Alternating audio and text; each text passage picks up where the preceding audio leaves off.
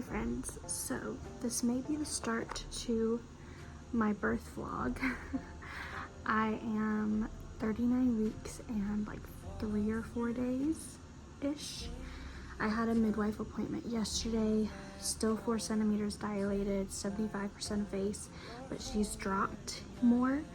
And I'm pretty sure since yesterday's appointment, she's dropped even lower because, oh my word, the pressure's getting greater.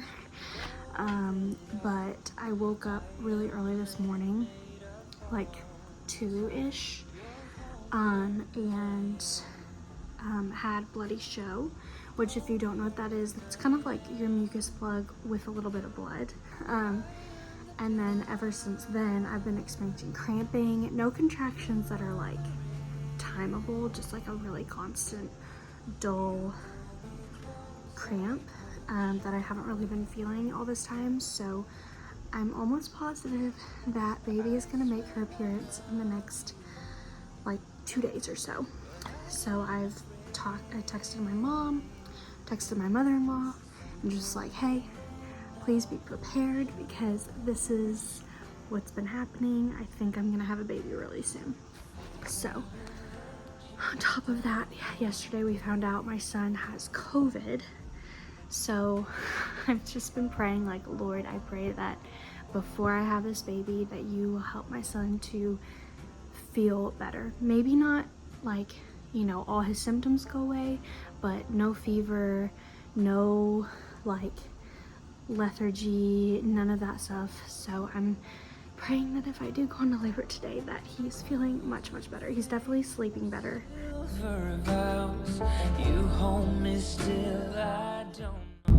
So I am currently in labor. I started pumping earlier today and I pumped for about 15 minutes, and shortly after pumping I started experiencing pretty like strong contractions every 2 to 3 minutes, and this was happening for about 45 minutes to an hour almost. And then called the midwife. They were like, yeah, you should probably come in. And so we are headed to the hospital, and they kind of spaced out a little bit. So I just had one and now I'm waiting for the next one. But part of me is like denying that this is like real. But I guess we'll find out when we get there. So I think it's so she is here. She's here. And that was the fastest labor in the whole world. And now I'm extra nervous for number 3 because if number 2 was that fast, what's number 3 gonna be like? Well, hello friends. What's up? Welcome to another video. Today I'm going to be sharing my daughter's birth story. And I'm super excited. She's right here, just chilling with me. My son is currently taking a nap, and so is my husband. So I have a little bit of time to share her birth story. I'm quiet right now for 2 reasons. My family's taking naps, and number 2, I am sick. So let's get into it. So it all started, I was 39 weeks and 3 days, and the day before I had gone to my very last appointment before Lucy was born. And the midwife said to me, I have a feeling you're not going to be pregnant very much longer. And in my head, I was like, yeah, right. Like, it'll probably be another week, whatever. So I went home that day knowing I was 4 centimeters dilated, 75% effaced, and at a -1 station. So I was fully expecting to be pregnant for a whole nother week. But early the next morning, like around like 2 or 3 a.m., I just could not sleep. And it wasn't because I was feeling contractions or anything, like I just simply couldn't sleep. And that morning I also lost my mucus plug, and I had some bloody show. And I still was like, well, you know, like it could be today, it could be tomorrow. Like I've got some time or whatever. So I was going just about my normal day with my son at home, and I just had a weird feeling. I was like, I think I'm either going to go into labor in the next 24 to 48 hours. Like, I just think that that's what's going to happen. Surely enough, I was so right. Um, After my son's nap for the day, I decided, oh, let's sit down and do a little pumping session, because pumping can help dilate your cervix, make it more effaced, all those things. So I was like, maybe this will help get the ball rolling a little bit more. So I sat down, pumped on one side for 15 minutes, and after those 15 minutes, I started experiencing really strong contractions right away, and I still wasn't quite sure whether or not I was like actually in labor, because I was like, surely this is just because I am pumping and no other reason. Well, I was having 30 to 45-second contractions that were pretty strong, and they were coming every like 3 minutes or so. So after about maybe 30 minutes, no, not even 30 minutes. After about like 15 minutes, I told my husband, hey, look, I think I'm having contractions and I'm gonna call the midwife. I think you should come home. So he came home. 15 minutes later, my midwife told me, she was like, you sound pretty out of breath right now. I think it's safe for you to come in, get checked out, all the things. So we packed up our bags, we got our babysitter for our son, and we headed to the hospital. And it was about a 45-minute drive. And on the way to the hospital, the contractions started like getting further apart but longer. So while at first they were every 3 minutes for 30 seconds, they started spacing out to every 8 to 10 minutes for a minute to a minute and a half. And I was like, oh, maybe like we'll get there and labor will stall and I can just go home because it's not real. No, that did not happen whatsoever. We get to the hospital. They're still pretty strong, the contractions are. And we check into triage. They check me and they're like, honey, you are 6 centimeters and 100% effaced right now. Like, you are going into labor. Like, you are in labor. You're going to have this baby. And I was just kind of in shock, like, wait, what? Like, I just fully thought that it was in my head, that it just wasn't real whatsoever. And so I am in there breathing through contractions, trying to make it to the next one. They quickly, I would say about after like 20 minutes, transfer me to my room, my delivery room, and that's when things really started to pick up. And I had fully intended to vlog my labor, but it was so fast that there was nothing I could vlog, like nothing. I got like the first few bits of early labor, but once I got in that room, I literally could not move. So I got in the room, contractions started picking up. I don't know how like many minutes they were apart, but all I knew is that they were coming closer together, and they were also getting stronger and stronger and stronger. And I remember asking for the epidural, because I had written on my birth plan, I plan to get an epidural if I can. But I had fully gone into her labor saying, Lord, like, I know that births after the first are fast and furious sometimes, but Lord, if I can get the epidural, let me. But if not, Lord, like, just be with me, help me, guide me, all the things. And he was without a doubt with me. So they asked for the epidural, and she like texted or reached out to someone in the OR, and they were like, sorry, like the anesthesiologist just got started with a C-section. it'll probably be a little bit. And by a little bit, I was thinking, okay, like 10, 20 minutes. Like, I've heard that's how fast C-sections can go. No. No. I think 20 minutes went by, and I asked, like, hey, like, are they going to come back? Like, I really want this epidural now. And she was like, honey, like, she or he, I don't know. The person's still tied up in the OR. And I just, at that point, just kind of gave up the idea of an epidural because I was like, it's just not coming. It's not going to come. And at that point, they were getting really even more intense, and I started to feel the urge to push a lot.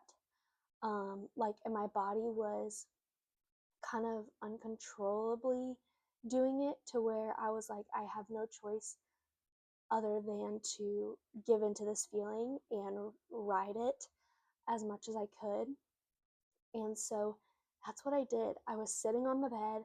I didn't have any fancy, techniques or anything. I had a comb, or not a comb, I had a hairbrush in one hand. All I had was Jesus, a hairbrush, and breathing. That is all I had to get myself through the next, I don't even know how long. As I was doing that, I was sitting on the bed. I wasn't laying down or in an all fours position or anything. I was sitting on the bed, and my water just broke open. And I gotta be honest, all I was thinking was, wow, that felt so nice. Like, it felt so nice to have my water break. But then I also knew that with my water breaking, it meant that things were gonna get even faster, and that things were going to get even more intense. So I was kind of like, okay, like, it's about to get real. Like, just trying to like prepare myself mentally for what's about to happen. And I kept feeling the urge to push, and suddenly my breathing came like slowly turned into like a low groan. And at that point, my midwife was like, hey, do you want to get checked to see where you are? And I was like, I don't want to get checked because I was just in so much discomfort. I couldn't imagine like putting myself onto the bed. And they were like offering me like other ways of pain meds, like IV fluid or IV meds, and nitrous oxide or Gasinera, or whatever it's called. And I just refused those, not because, like, I don't know, not because I didn't want pain relief, but because I was just like, ugh, it just sounds like so inconvenient right now to be poked in the arm, or to be, to have to wear a mask and like do all of that. So I just said no, because I was like, it just seems so inconvenient. Like, all I want to do right now is just not be touched and like work through each one as they come. Finally, the midwife was like, all right, I think maybe we should get you on all fours on the bed, or, side lying or something, to see if we can see where you're at. And I really did not want to move. I was like, oh my gosh, like the thought of getting into another position, like, I just feel so like content where I am right now. But I knew where she was saying was like, once baby comes, like, you can't be in this position that you're in. And so I got myself up onto the bed in the side lying position, and immediately, this is quite honestly the third time I've had to film this section of the video because my microphone stopped working twice. So I apologize if the sound is just completely different. But as I was saying, immediately as I got up onto that bed in a sideline position, I was pushing her out. Like, her head was coming out. It probably came out in about 2 pushes, and then the third push was the rest of her body. By that point, my groaning did not sound so much like groaning anymore. And I was just telling myself, like, the Lord's gonna get me through this. He's gonna get me through this. It's gonna be okay. Like, you're so close to the end. All this stuff. And I was trying to focus on the different sensations that I was feeling to help my brain know, like, okay, we are almost there. So, like, yes, I did feel her head like coming out. I did feel her shoulders coming out. I knew when those things were coming out. But when she was put on my chest, and I was just like kind of in shock, in the sense of like, wow, that was so fast. That was so awesome. And like, I experienced no more pain, nothing anymore. And it was just so, so beautiful. I didn't have a bad tear. I just had like a 1st-degree tear that needed like 1 or 2 stitches. And she said that that was probably because I tore with my son in those same areas. So she stitched me up, which I was worried about, but that ended up being perfectly okay. And I mean, it was just the most God-given, like, miracle labor and delivery that I could have asked for. Did I plan to have an unmedicated delivery? No, not in the slightest. I did not plan that. My foot is asleep right now. I had planned to have time to get an epidural, and when that did not happen, I was like, all right, Lord, like, you're gonna be the one getting me through this, obviously.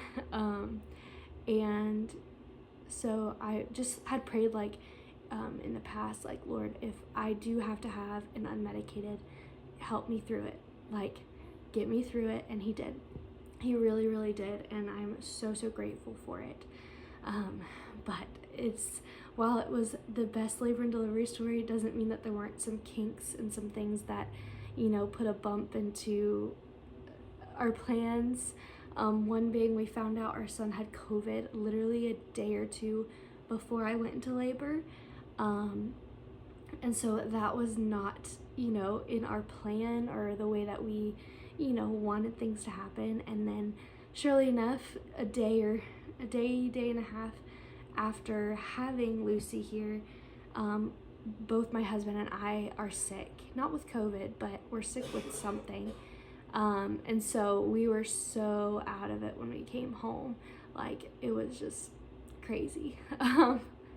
But I was just so excited to have Lucy here, and it was really awesome to have my family here to help us out around the house and with our son, while, you know, Lucy and I here recover from delivery. And I'm currently on day 3 of being postpartum, and I feel so great. I feel like recovery this time around has been so much easier and quick than when I had an epidural with my son. But I also think part of that is because it was my first and I didn't know what to expect, and now I do. But yeah, so yes, labors second time around can be pretty quick, but it was seriously the best. But please stick around. If you love this video, give it a thumbs up and subscribe down below to see more. I'm so excited to film some vlogs for you guys about having 2 under 2 and just being a stay-at-home mom of 2 kids now, not just 1, and what that looks like, the realities, the hardships, the exciting moments, all the things. But thank you guys so much for watching, and I will see you guys in the next video. Bye.